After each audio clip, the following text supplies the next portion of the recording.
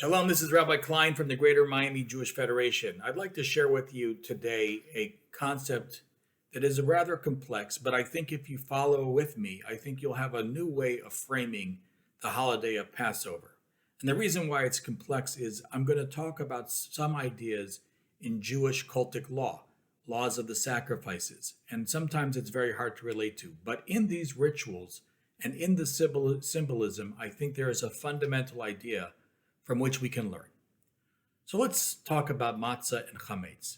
We all know the story of matzah. The Jews didn't have time for the dough to rise when they were liberated that night from Egypt. And therefore, to remember that historical event, we eat matzah. Very nice, very clear, very easy. What about the story of chametz? People obsess about eating chametz. They clean their kitchen, they buy kosher for Passover goods. Even a little bit of chametz in your kitchen makes everything terrible. People obsess. Now listen to what the Torah says, because the Torah is very clear about the prohibition of eating chametz on Passover.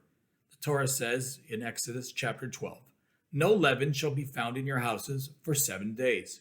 Whoever eats it, that person shall be cut off from the community of Israel, whether he is a stranger or a citizen of the country."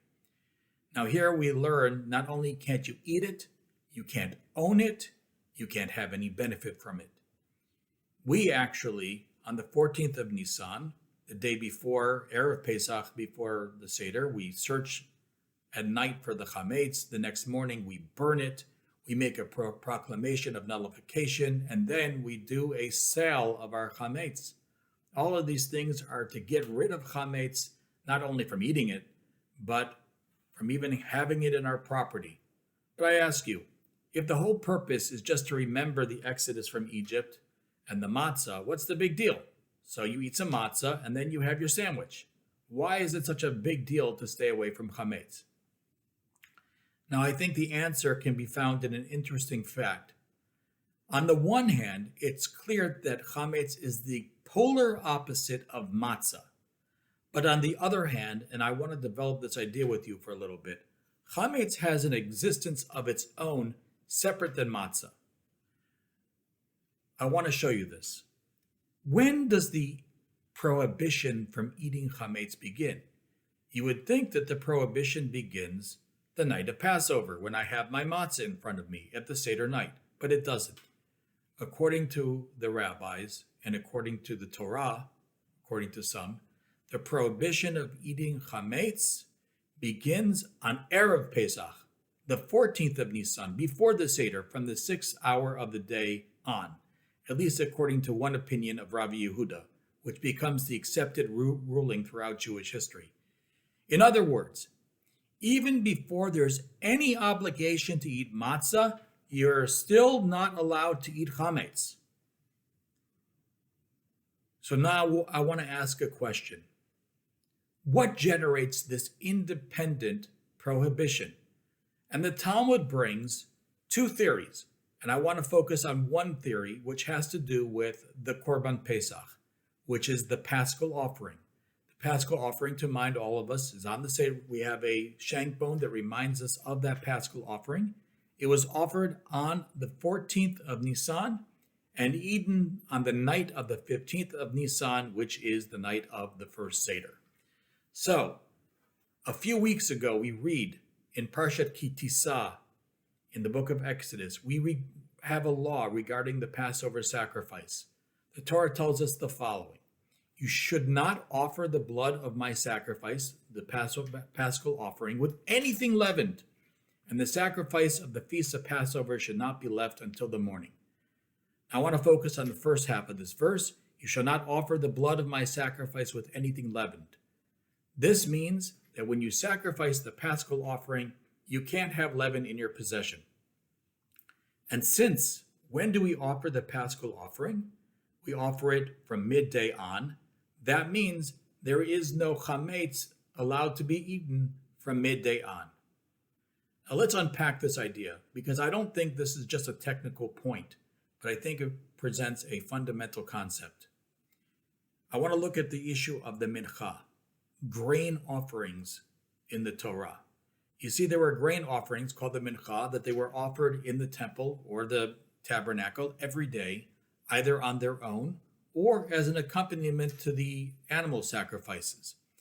Now, there are 5 different types of minachot. There are 5 different types of grain offerings, and it's not important for us the different types, although one happens to be matzah. But what unites all of the 5 different grain offerings is the following. None of them are chametz, not one. Chametz can never, ever be put on the altar, either in the tabernacle or later in the temple in Jerusalem. The Torah tells us in last week's Parashah, do not put chametz on the mizbeach, on the altar. And the word that is used also there is the word seor. Seor can be translated as sourdough or a leavening agent. Do not put any leavening agent on the altar. So what does this have to do with us? Well, this brings us to this week's Parashah, because this week's Parashah talks about the initiation of the priest into service in the tabernacle. It says that they should also do a mincha. They should also do a grain offering. And then whatever's left over, they can eat themselves. And it says when they eat this mincha, this grain offering, they have to eat it in the form of matzah. They cannot eat it as the form of chametz. So if I give a flour offering and I like it as a bread, I can't make it as bread. It has to be not chametz. So just like the altar can't have any type of leavened product, the priests, when they're eating those grain sacrifices, they too cannot eat chametz, anything leavened. In other words, and here's the idea that I want you to take from this, the priest is being associated with the altar. Just as an altar is dedicated to God, so are the priests. Now again, that's very nice. This is all cultic law having to do with priests. What does this have to do with us? Well, what is the night of Passover? It's the beginning of our people. It's the beginning that we begin to dedicate ourselves to God.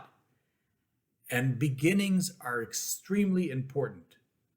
Just as the altar is dedicated to God, and just as the priests are dedicated to God, on the night of Passover, the entire Jewish people are dedicated to God. Think about it. What do we say in the book of Exodus about the Jewish people right before they get the Torah at Mount Sinai? God says, "You shall be unto me a kingdom of priests and a holy nation." That's not just figurative. That's literal, being a kingdom of priests. Think about the first Passover in Egypt. We had a paschal offering. All the Jews took the blood and they put it on the door, and God saved them that night. But there was something missing in this paschal offering that every sacrifice has. Every sacrifice has an altar. The Torah does not talk about an altar on the first Passover night. It talks about they took the animal and they cooked it in their homes. So what is the home? The home becomes the altar. Each home that night, on the night of Passover, became dedicated to God, like an altar. And each Jew became like a priest that night. What are sacrifices? Sacrifices are all about our desire to dedicate ourselves to God, to come close to our higher callings in life.